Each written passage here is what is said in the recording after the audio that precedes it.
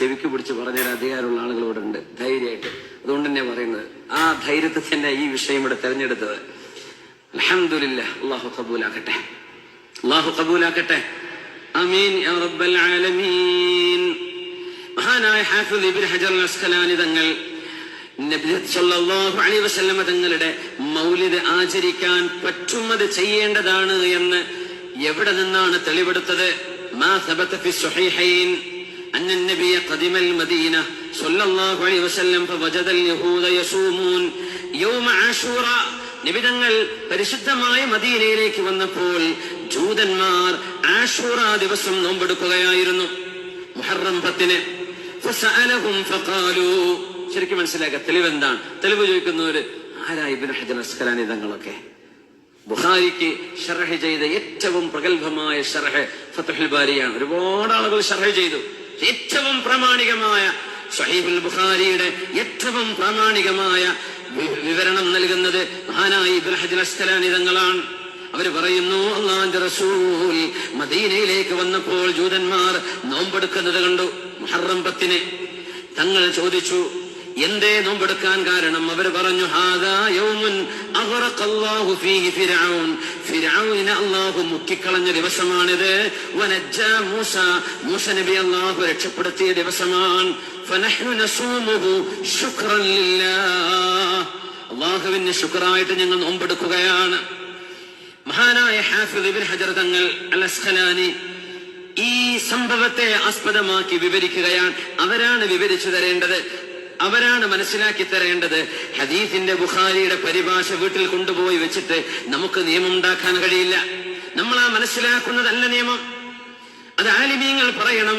ഹാഫിദ് എന്നവർ പറയട്ടെ, ഫയുസ്തഫാദു മിൻഹു ഫിഅലു ശുക്രില്ലാഹി അലാ മാ ബിഹി ഫീ യൗമിൻ മുഅയ്യനിൻ മിൻ ഇസ്ദാഇ നിഅമത്തിൻ ഔ ദഫ്ഇ നിഖ്മ.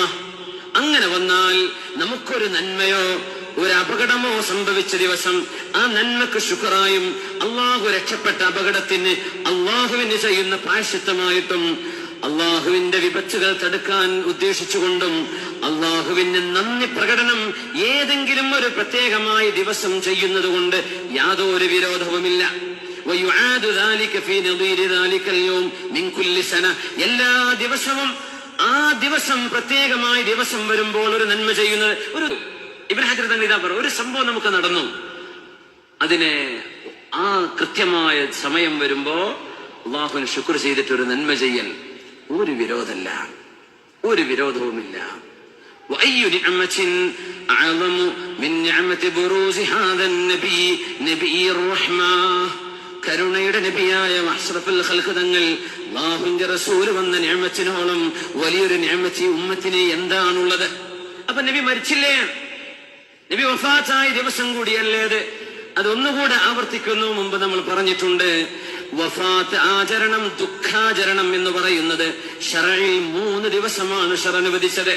3 ദിവസമേ ദുഃഖിച്ചിരിക്കാൻ പാടുള്ളൂ. ഒരാൾ മരിച്ചു കഴിഞ്ഞാൽ ദുഃഖ ആചരണം, ദുഃഖങ്ങൾ ഒരുപക്ഷെ കൊല്ലങ്ങളോളം നീണ്ടുവരും. പക്ഷെ ദുഃഖാചരണം, ആളുകൾ വന്ന് ആശ്വസിപ്പിക്കുന്ന ആ പരിപാടി 3 ദിവസമാണ് മഅ്സം. അത് കഴിഞ്ഞാൽ മഅ്സമില്ല. പക്ഷേ സന്തോഷത്തിന് അതിരുകൾ അല്ലാഹു വെച്ചില്ല. അതുകൊണ്ട് നബി തങ്ങളുടെ ജന്മദിനമാണ് നമ്മൾ ആഘോഷിക്കുന്നത്. അപ്പൊ മഹാന്മാരുടെ ഒക്കെ വഫാത്താണല്ലോ ആചരിക്കുക. നബി തങ്ങളുടെ ജന്മം മുബാറക്കായ ജന്മമാണ്. ഒരു മഹാനാവുന്നത് നമ്മൾ അറിയുന്നത് അവരുടെ ജീവിതം കഴിയുമ്പോഴാണ്. അവരുടെ ജീവിതത്തിലെ നന്മ ചെയ്തവർ വഫാത്താകുമ്പോഴാണ് ഒരു മഹാനെ നമ്മൾ മഹാനായി മനസ്സിലാക്കുന്നത്. അതുകൊണ്ട് നമ്മുടെ ആചരണം അവരുടെ വഫാത്താണ്. എന്നാൽ അഷ്റഫുൽ ഖൽഖ് അങ്ങനെയാണോ? നബിയെ ജീവിച്ചിരിക്കുമ്പോഴും മരിച്ചിരിക്കുമ്പോഴും അങ്ങ് ത്വയ്യിബല്ലയോ നബിയെ എന്ന് ഹബീബിനെ ചുംബിച്ചിട്ട് സുദീകങ്ങൾ പറഞ്ഞ വാക്കതാണ്. ഹബീബിന്റെ ജന്മം തന്നെ പുണ്യമല്ലേ? വഫാത്തും ജീവിതവും എല്ലാം അല്ലാഹു ഈ ഉമ്മത്തിന് നൽകിയ അനുഗ്രഹമല്ലേ? എല്ലാത്തിലും അനുഗ്രഹമുണ്ടല്ലോ, എല്ലാത്തിലും അനുഗ്രഹമുണ്ട്. ഹയാതി ഖൈറുൽ ലക്കും വവഫാതി വമമാതി ഖൈറുൽ ലക്കും. അതുകൊണ്ട് ഇമാം ബൈഹഖി തങ്ങൾ നമ്മുടെ മദ്ഹബിലെ ഇമാം ശാഫിഈ തങ്ങളെ സംബന്ധിച്ച് ഉദ്ധരിച്ചത് അൽ മുഹ്ദസാതു മിനൽ ഉമൂരി ദർബാനി. നബി തങ്ങളുടെ കാലത്തില്ലാത്തത്, സ്വഹാബിമാരുടെ കാലത്തില്ലാത്ത ബിദ്അത്ത് എന്ന് പറയുന്ന സംഗതി രണ്ടെണ്ണമുണ്ട്. ബിദ്അത്ത് ദലാലത്തുണ്ട്, എന്നാൽ ബിദ്അത്ത് ദലാലത്തുണ്ട്, എന്നാൽ ബിദ്അത്ത് മുഹ്ദസത്തുൻ ഗൈരി മദ്മൂമ. ആക്ഷേപിക്കപ്പെടാൻ പാടില്ലാത്ത എത്രയോ നന്മകൾ നബിയുടെ കാലശേഷം ഉണ്ടായിട്ടുണ്ട്. അതുകൊണ്ടാണ് ഉമർ എന്നവർ നിഅമത്തിൽ ബിദ്അതു ഹാദിഹി എന്ന് പറഞ്ഞത്. ഇതെല്ലാം അതുകൊണ്ട് നമ്മുടെ ആരോപിക്കുന്ന ആളുകൾ നിബിതങ്ങൾ ചെയ്തില്ലല്ലോ എന്ന് പറയുന്നത്, നിബിതങ്ങൾ ചെയ്യാത്തത് ആർക്കും ചെയ്യാൻ പാടില്ല എന്നർത്ഥമില്ല എന്ന് ആദ്യമേ നമ്മൾ ചർച്ച ചെയ്തു കഴിഞ്ഞു. അത്തറഖു ലൈസ ബിഹുജ്ജത്തിൻ, ചെയ്തില്ല എന്നത് ഒരു തെളിവല്ല. ചെയ്തില്ല എന്ന് ചെയ്യാൻ പാടില്ലെന്ന്. അങ്ങനെയാണെങ്കിൽ ഇന്ന് മൈക്കുണ്ടോ?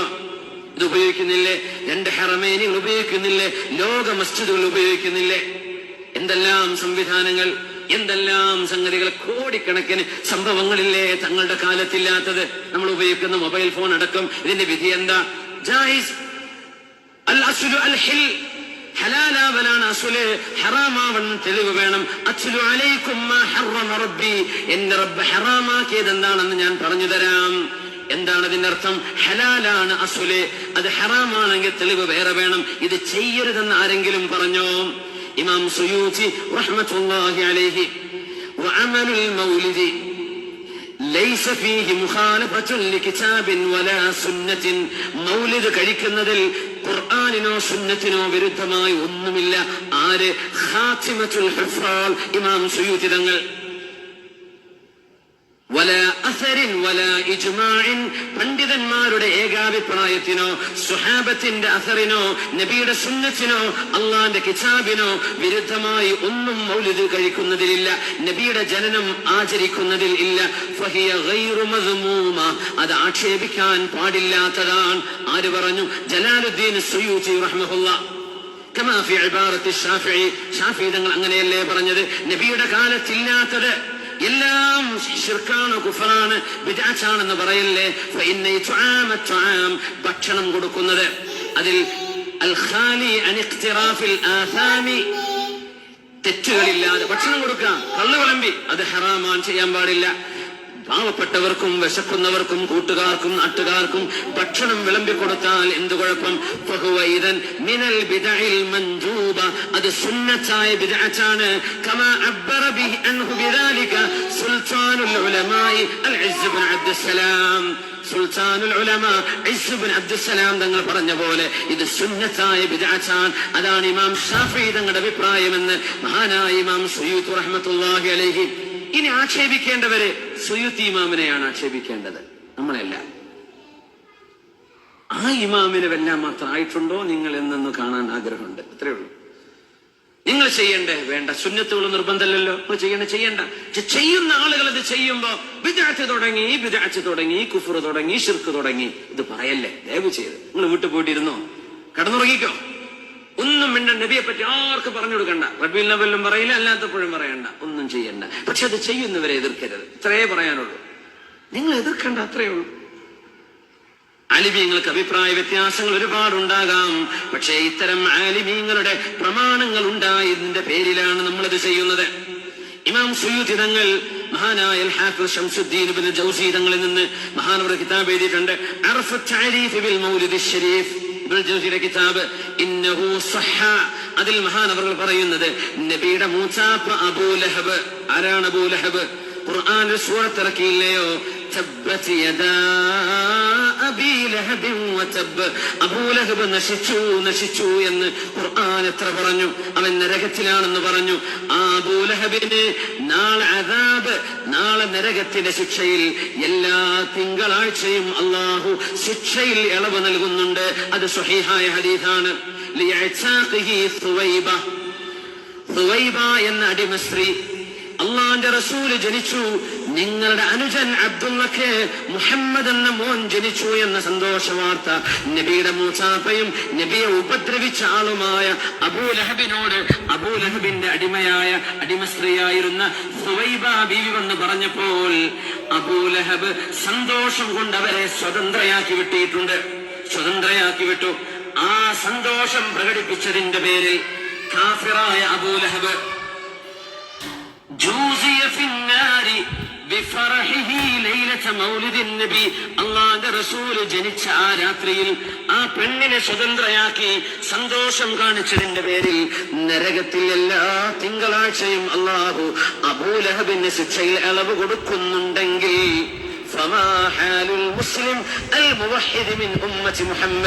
മുഹമ്മദ് നബിയുടെ ഉമ്മത്തിലെ മുസ്ലിമീങ്ങളുടെ അവസ്ഥ പിന്നെ എന്താണ്? കാഫിറിന് പോലും അബൂലഹബ് നരകത്തിലാണെന്ന് ഖുർആനിന്റെ വ്യക്തമായ പ്രഖ്യാപനമാണ്, ഖുർആനിന്റെ നസ്സുൻ സ്വരീഹുൻ വാളിഹ്. എന്നിട്ട് പോലും നാളെ അല്ലാഹു നരകശിക്ഷയിൽ നിന്ന് അബൂലഹബിന് എല്ലാ തിങ്കളാഴ്ചയും ഇളവ് കൊടുക്കുന്നുണ്ടെങ്കിൽ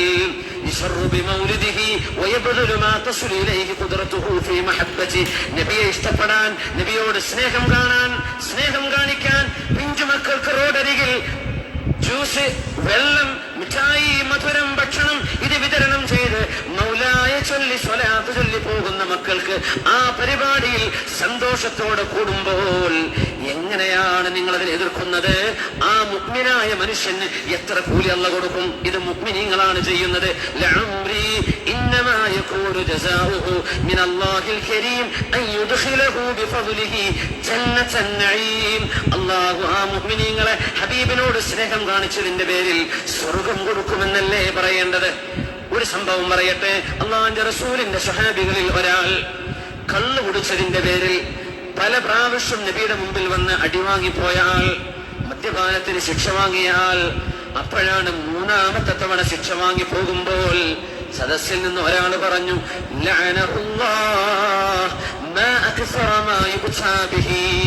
അല്ലാഹു ശപിക്കട്ടെ ഈ മനുഷ്യനെ. എത്ര തവണയാണ് കള്ളുകുടിച്ച് നബിയുടെ മുമ്പിൽ കൊണ്ടുവരപ്പെടുന്നത്? നബി തങ്ങൾ 1ഉം 2ഉം തവണ ശിക്ഷിച്ചില്ലേ, വീണ്ടും കള്ളു കുടിക്കുകയാണ്. അല്ലാഹു ശപിക്കട്ടെ എന്ന് പറഞ്ഞത് തെറ്റ് ചെയ്തതിന്റെ പേരിലാണ്. അല്ലാഹുവിന്റെ റസൂൽ എന്താണ് പറഞ്ഞത്?